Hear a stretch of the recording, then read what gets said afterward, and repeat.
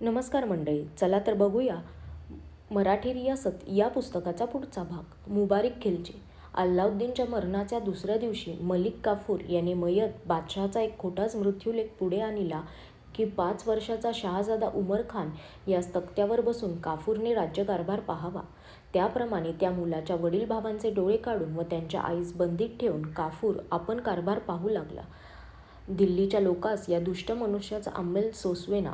त्याच्याच तैनातीत असलेल्या पहारेकऱ्यांनी त्यास एका रात्री ठार मारिले आणि मुबारिक नावाचा चौथा एक मुलगा काफूरच्या तडाख्यातून शाबूत राहिला होता, तो राज्यकारभार पाहू लागला. 2 महिनेपर्यंत धाकट्या मुलाच्या नावाने कारभार केल्यावर त्याचे डोळे काढून व इतर सर्वांचा शिरच्छेद करून मुबारिक स्वतःच सुलतान झाला. खिजरखान मेल्यावर त्याची बायको देवलदेवी हिला मुबारिकने आपली पट्टराणी केली. मुबारिक अत्यंत दुर्व्यसनी व हलकट निघाला. तो नेहमी खाण्यापिण्यात निमग्न राही. नटव्यासारखा सजून कसबिनींबरोबर थोर लोकांच्या घरी नाचवयास जाई. तो मोठमोठ्या लोकांची दरबारात बेअब्दी करू लागला. आपल्या गुलामातून पुष्कळास त्याने मोठ्या पदव्या व हुद्दे दिले. त्यात हसन म्हणून एक जातीभ्रष्ट गुजराती होता. त्यास चढविता चढविता त्याने आपले वजीर केले. या दुष्ट इस्माने मलिक खुसरू अशी पदवी आपणास धारण केली. त्यावेळी दरबारचे शहाणे व योग्य मनुष्य कित्येक घरी बसले आणि कित्येक अब्रू वाचविण्याकरिता दूरदेशी निघून गेले. खुसरूने गुजरातेतील आपल्या जातीचे 20,000 लोक आणून त्यांकडे मोठमोठे अधिकार दिले. मुबारिक याच्या हातून कित्येक चांगली कृत्येही झाली, नाही असे नाही. अल्लाउद्दीनचे 17,000 बंदिवान होते, ते त्याने सोडून दिले. अल्लाउद्दीनने जप्त केलेल्या जमिनी मुक्त केल्या. सक्तीचे कर बंद केले. व्यापार व जिंदगी याविषयी अल्लाउद्दीनने ठरवलेल्या निष्कारण हरकती त्याने दूर केल्या. तथापि स्वतः आळशी व व्यसनाधीन असल्यामुळे त्याचे काही चालले नाही. धान्याचे दर महाग झाले. मजुरी वाढली. राज्यात लाच खाऊन पैसे उपटण्याचा सपाटा सुरू झाला.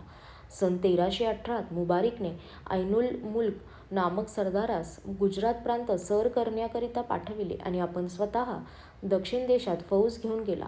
रामदेवराव जाधवाचा जावई हरपाळदेव देवगड येथे स्वतंत्रपणे राज्य करू लागला. त्यास त्याने जिवंत सोलून हाल करून ठार मारिले आणि त्या प्रांताचा बंदोबस्त करून आपण दिल्लीस परत आला.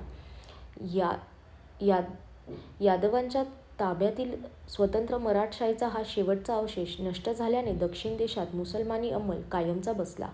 मुबारिक दिल्लीस परत गेल्यावर जिकडे तिकडे बंडे होऊ लागले. एक बंड मोडावे तो लगेच दुसरे उभे राही. त्यात निरपराध्यांचाही नुसता वहिमा करून जबरदस्त शिक्षा होत. येणेकरून मुलखात जुलूम व अंधाधुंदी यांचा प्रलय आला. बादशहाबरोबर मलिक खुसरू दक्षिणेत गेला असता त्यास त्याने मलबार देश जिंकण्यास पाठविले. त्याने तो प्रांत एका वर्षात सर करून अपार संपत्ती दिल्लीस आणली. तेव्हा सन 1319 बादशहाने संतुष्ट होऊन आपला सर्व अधिकार खुसरूच्या हाती सोपविला. यामुळे सुलतानाचे अनुकरण इतर लोक करू लागले. लाज लज्जा सर्व सुटली. वेश्यांच्या किमती शेकडोपट वाढल्या. सुलतानाने प्रार्थनासाठी मशिदीत जाणे सोडिले व रमजानचा उपवास कोणी पाळेना. पुढे खुसरूने मन मानेल तसे आचरण करून प्रत्यक्ष बादशाही तख्त मिळवण्याची खटपट चालविली. अल्लाउद्दीन व मलिक काफूर, मुबारिक आणि खुसरू या दुकली एकाच प्रकारच्या असून मुसलमान इतिहासकार त्याचबद्दल अत्यंत तिरस्कार व्यक्त करीतात. आपल्या हलकट दोस्तास बरोबर घेऊन खुसरूने सुलतानाचा एके रात्री खून केला आणि आपण दिल्लीचे तख्त बळकावले. खुसरूचा विक्षिप्तपणा. खुसरूचे एकंदर आचरण चमत्कारिक होते. धर्मांतर केलेल्या या माणसाच्या हातून परस्परांबद्ध अशी कृत्ये पुष्कळ घडली. प्रथमतः त्याने सरकारी खजिना खुला करून फौजेस मुबलक द्रव्य देऊन तिला वश केले. नंतर नासिरुद्दीन खुतबा वाचविला आणि नाणी पाडली. नंतर नासिरुद्दीन असे नाव धारण करून तो सुलतान झाला. त्याने आपल्या नावाने खुतबा वाचिला आणि नाणी पाडली. नंतर त्याने खिलजी घराण्यात जेवढे पुरुष होते त्या सर्वांची कत्तल केली आणि पुढे हरेक कामात स्वतःस हिंदू समजून तो मुसलमानांविरुद्ध वर्तन करू लागला. त्याने देवलदेवीशी लग्न केले. त्याच्या हिंदू अनुयायांनी दिल्ली येथे सर्व मशिदीत मूर्ती स्थापिल्या. ते कुराणवर बसू लागले. जनानखान्यात त्यांनी अंगावर शहारे येणारी कृत्य केली. राजघराण्यातील व सरदार लोकांच्या स्त्रिया खुसरूने आपल्या परिया अनुयायांच्या हवाली केल्या. 5 महिनेपर्यंत हिंदू बंडवाल्यांच्या ताब्यात दिल्ली शहर होते.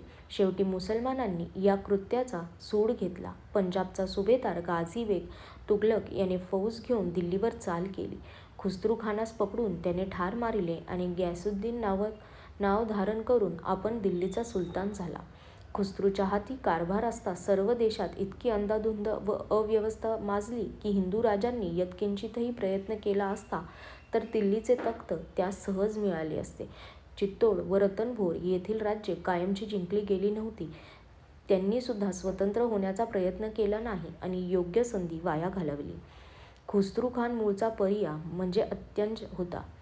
मुसलमान झाल्याशिवाय आपला मोठेपणा वाढविण्याचे त्यास साधन नव्हते. दिल्लीचे तख्त बळकवल्यावर येथे हिंदूपद पातशाही व हिंदू धर्म स्थापन करण्याची त्याची फार इच्छा होती. याबद्दलची हकीकत मुसलमान ग्रंथकारांनी दिलेली असल्यामुळे ती निसंशय एकतर्फी आहे. अली महमद खानाने गुजरातचा इतिहास लिहिला आहे. त्यात तो खुसरू खान हा मूळचा रजपूत होता असे सांगतो. या वेळची हिंदूंनी लिहिलेली माहिती सापडेल तर वरील बंडाचा चांगला उलगडा होईल. कदाचित या सर्व प्रकरणात देवलदेवीचे अंग असेल. मुबारिक तिला आवडत नव्हता. तिला खुसरू खानाकडून त्याचा खून करविला असेल. त्यावेळचे हे बंड 2 जातींच्या लोकांमध्ये चालले होते. सन 1857 सालच्या बंडाशी त्याचे पुष्कळ साम्य आहे. दोहोतही 5 महिने दिल्ली बंडवाल्यांच्या ताब्यात राहून अखेरीस पंजाबच्या अंमलदाराच्या साहाय्याने ती प्राचीन राजधानी पूर्ववत परकीय अंमलाखाली गेली. दिल्ली शहरात मुसलमानांचाच बहुतेक भरणा असून हिंदूंचे बंड सिद्धीस जाणे फारसे शक्य नव्हते. मलिक काफूर व खुसरू हे मूळचे हिंदू असून त्यासकडून मुसलमानांच्या या वेळच्या राज्यवृद्धीस विशेष मदत झाली हे ध्यानात ठेवण्याजोगे आहे.